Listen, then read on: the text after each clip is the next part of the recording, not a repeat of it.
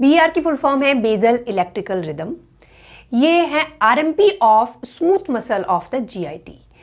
Smooth muscle का जो RMP है, रेस्टिंग मेम्ब्रेन पोटेंशियल है, वो फिक्स नहीं होता, वो आपका चेंज होता है बिटवीन -65 टू -45 मिलीवोल्ट, और उसी को हम बोलते हैं बेजल इलेक्ट्रिकल रिदम। तो बेसल इलेक्ट्रिकल रिदम कॉन्ट्रैक्शन नहीं है, ये है electrical activity of the smooth muscle of GIT। ये आपका इस तरीके से शो होती है। तो -65 मिलीवोल्ट से -40 मिलीवोल्ट के बीच में जो रेस्टिंग मेम्ब्रेन पोटेंशियल है, ये क्या है, RMP है, resting membrane potential of smooth muscle of GIT।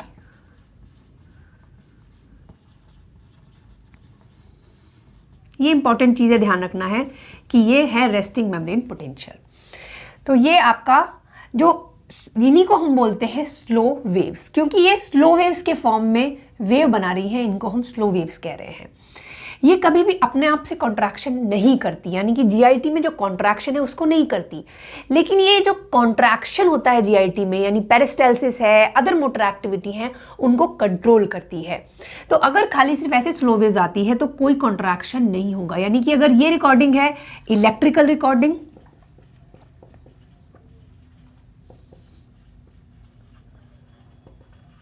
और अगर मैं मैकेनिकल रिकॉर्डिंग करूं तो कोई मैकेनिकल कॉन्ट्रैक्शन आपको नहीं मिलेगा। लेकिन जो इनका मोस्ट डीपोलराइजिंग पोर्शन है, बिकॉज ये डीपोलराइजेशन है, रिपोलराइजेशन है, ओके, तो मोस्ट डीपोलराइजिंग पोर्शन क्या हुआ, यहां पे पीक पे। तो पीक पे क्या होता है, आपके स्पाइक पोटेंशियल डेवलप होते हैं। तो यहां पे इस जो पीक वाला पोर्शन है, यहां पे स्पाइक पोटेंशियल इस तरीके से डेवलप होते हैं, और ये होते हैं जो कि आपके कॉन्ट्रैक्शन को प्रोड्यूस करते हैं। लेकिन इनकी फ्रीक्वेंसी अलग अलग हो सकती है, और ये फ्रीक्वेंसी इनकी बहुत इंपॉर्टेंट है। जैसे अभी मैं आपको शो करती हूँ इसमें कैसे फ्रीक्वेंसी इंपॉर्टेंट है। तो ये क्या है आपके, दे आर स्पाइक पोटेंशियल्स। जैसे आप न्यूरॉन्स के केस में पढ़ते हैं कि स्पाइक पोटेंशियल है, तो वही मेजर यहां पर स्पाइक पोटेंशियल है, which is an action potential.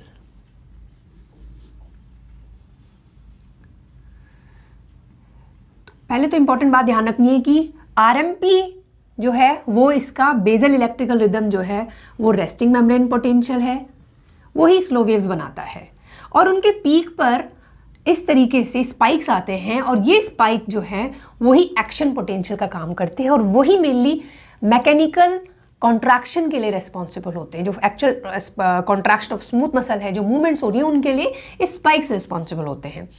And इनकी फ्रीक्वेंसी बहुत इंपॉर्टेंट है, क्योंकि जितनी ज़्यादा फ्रीक्वेंसी होगी, जो मसल में टेंशन प्रोड्यूस होता है वो उतना ही ज़्यादा होगा। कैसे, अब इसकी रिकॉर्डिंग अगर मैं इस स्पाइक के फॉर्म से लूँ तो क्या मिलेगा। अगर मैं मैकेनिकल रिकॉर्डिंग की बात करती हूँ तो जैसे ही एक्शन पोटेंशियल, क्योंकि always there is electrical activity followed by the mechanical activity, ये नॉर्मल बेसिक फंडा होता है। तो यहाँ आप कॉन्ट्रैक्शन देखेंगे तो कॉन्ट्रैक्शन का कहाँ आएगा, जैसे ये एक्शन पोटेंशियल स्टार्ट हो गया उसके बाद आएगा। यहाँ पे कॉन्ट्रैक्शन इतना ज़्यादा हो रहा है, टेंशन इज मोर, यहाँ पे टेंशन कम हो रहा है, यहाँ पे टेंशन और भी ज़्यादा हो रहा है। Just have the idea that this is a mechanical recording.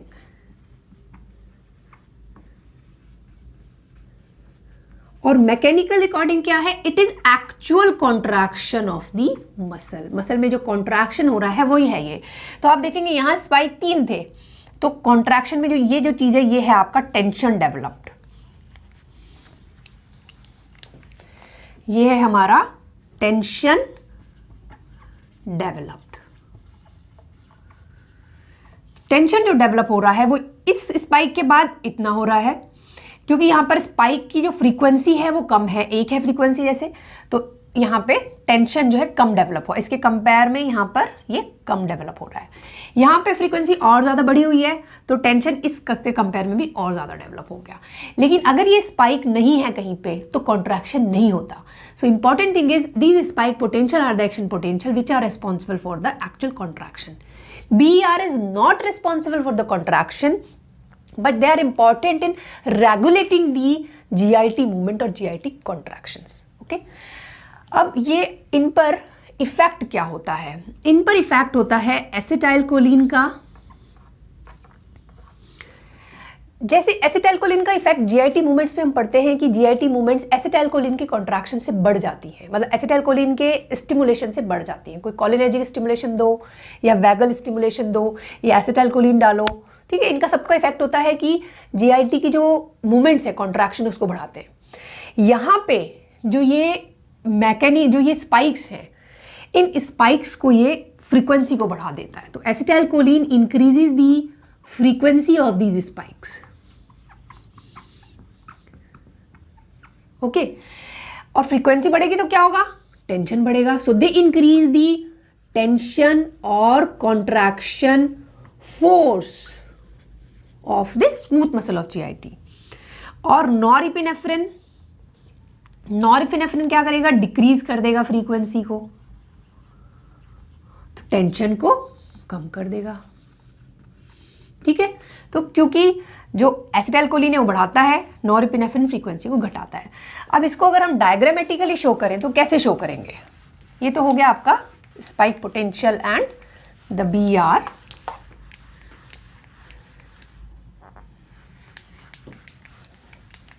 इसको आप शो कर सकते हैं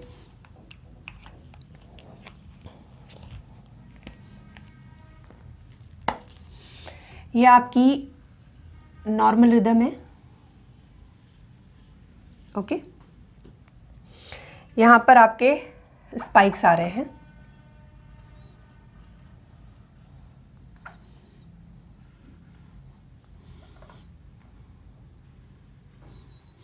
ठीक है, यहां पर आपने एसिटाइलकोलिन का इफेक्ट देख रहे हो। आपने जस्ट फॉर एग्जांपल आपने इस डायग्राम में यहां पे ये नॉर्मल है, आपने एसिटाइलकोलिन स्टिमुलेशन किया एंड आपने क्या किया? आपने यहां पर एसिटाइलकोलिन डाल दिया। इसमें एसिटाइलकोलिन डालने से क्या होगा कि जो ये स्पाइक्स हैं इनका नंबर बढ़ेगा। कैसे बढ़ेगा? आपको स्पाइक्स ज्यादा मिलेंगे। ठीक है, सपोज करिए अब आपने यहां पर नॉरएपिनेफ्रिन डाल दिया। नॉरएपिनेफ्रिन डालने से क्या होगा? जो स्पाइक्स हैं ये कम हो जाएंगे, बीआर सेम रहेंगी क्योंकि ये तो बेसल इलेक्ट्रिकल रिदम है, लेकिन अब इसके बाद में स्पाइक्स का नंबर घट जाएगा। अंडरस्टैंड? तो अगर हम इसमें कॉन्ट्रैक्शन ले, ये तो हो गई आपकी इलेक्ट्रिकल रिकॉर्डिंग, यानी इलेक्ट्रिकल पोटेंशियल में जो चेंजेस आ रहे हैं। अब अगर आप यहां लेते हो कि हमेशा इसके बाद ही कॉन्ट्रैक्शन शो करना है आपको, तो यहां जो है कॉन्ट्रैक्शन आया, यहाँ इनके बाद कॉन्ट्रैक्शन आएगा, यहाँ इसके बाद कॉन्ट्रैक्शन आएगा, इसके बाद कॉन्ट्रैक्शन आएगा। अब जैसे आपने एसिटाइलकोलिन डाला तो जो नॉर्मल कॉन्ट्रैक्शन था, क्योंकि स्पाइक्स बढ़ रहे हैं तो कॉन्ट्रैक्शन का फोर्स भी बढ़ेगा। तो आप क्या करेंगे? ये जो फोर्स होगा ये आपका, इसको थोड़ा सा नीचे से बनाते हैं so that I can able to show you better कि ये अगर इनका कॉन्ट्रैक्शन नॉर्मल है तो जैसे ही एसिटाइलकोलिन डाला आपका कॉन्ट्रैक्शन बढ़ रहा है। अंडरस्टैंड? ये जो है कॉन्ट्रैक्शन बढ़ता चला जा रहा है ऊपर, यानी टेंशन इसमें बढ़ता जा रहा है। ये क्या रिकॉर्डिंग है? मैकेनिकल रिकॉर्डिंग है, यानी कॉन्ट्रैक्शन की रिकॉर्डिंग है। जब आपने नॉरएपिनेफ्रिन डाला तो क्या होगा? अब स्पाइक कम हो गए तो ऑब्वियसली कॉन्ट्रैक्शन भी कम होता चला जाएगा। आप देख रहे हैं क्या हो रहा है? जहां से आपने एसिटाइलकोलिन डाला था कॉन्ट्रैक्शन बढ़ता जा रहा है, नॉरएपिनेफ्रिन डाला तो स्पाइक भी कम होते जा रहे हैं, कॉन्ट्रैक्शन भी कम होता जा रहा है। तो it means the BR, these spike potentials, they are increased by the acetylcholine and they are causes number of spikes, मतलब frequency को increase कर रहा है acetylcholine, and also tension of the muscles को increase कर रहा है। नॉरएपिनेफ्रिन स्पाइक्स के नंबर को कम कर रहा है और फोर्स ऑफ कॉन्ट्रैक्शन या टेंशन को भी कम कर रहा है। तो ये तो हो गया आपका इफेक्ट्स एंड ये होती क्या है। अब ये कहाँ डेवलप होती हैं, यानी कि इनके लिए कौन रिस्पॉन्सिबल है? हमारे इसमें होते हैं पेसमेकर सेल्स। जो जीआईटी है, जीआईटी में आपने पढ़ा कि एंट्रिक नर्वस सिस्टम होता है। जीआईटी का अपना एक खुद का एंट्रिक नर्वस सिस्टम होता है, खुद का नर्वस सिस्टम होता है, इसको हम एंट्रिक नर्वस सिस्टम कहते हैं। यानी GIT has its own brain एक तरह से, ओके। जो कि हमने पढ़ा था कि जैसे लेयर्स हैं, सबसे बाहर वाली सीरोजा होती है, फिर आपकी लॉन्गिट्यूडनल मसल लेयर होती है,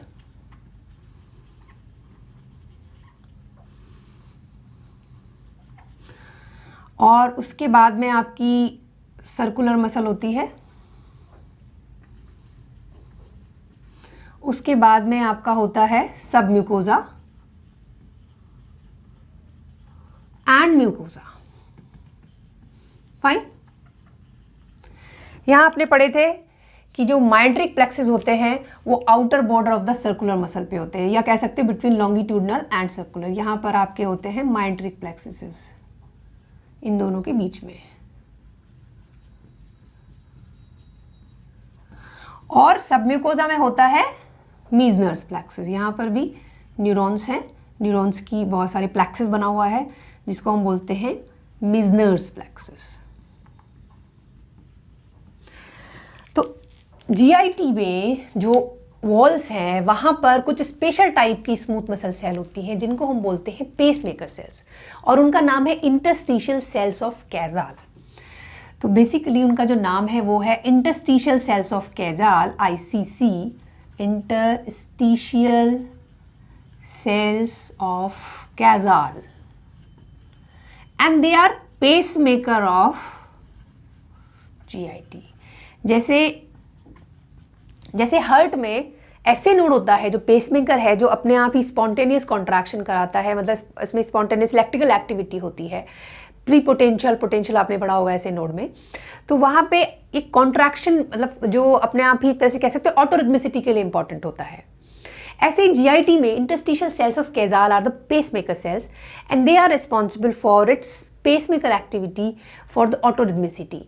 इसलिए अगर आप हायर सेंटर्स को उससे कट भी कर दो, जीआईटी का कुछ पोर्शन आप लेके आप उसको बाहर एक प्रॉपर सॉल्यूशन में ले लो जो कि आपके हीमोडायनामिकली बैलेंस सॉल्यूशन हो, तो भी इंटेस्टाइन में कॉन्ट्रैक्शन रिलैक्सेशन होता है, यानी पेरिस्टाल्सिस एक्टिविटी होती रहती है, ओके। तो उसका रीजन है कि इसमें पेसमेकर एक्टिविटी है, that is the interstitial cells of Cajal. अब ये इंटरस्टिशियल सेल्स ऑफ कैजाल जो होती हैं ये आपके स्टमक में एंड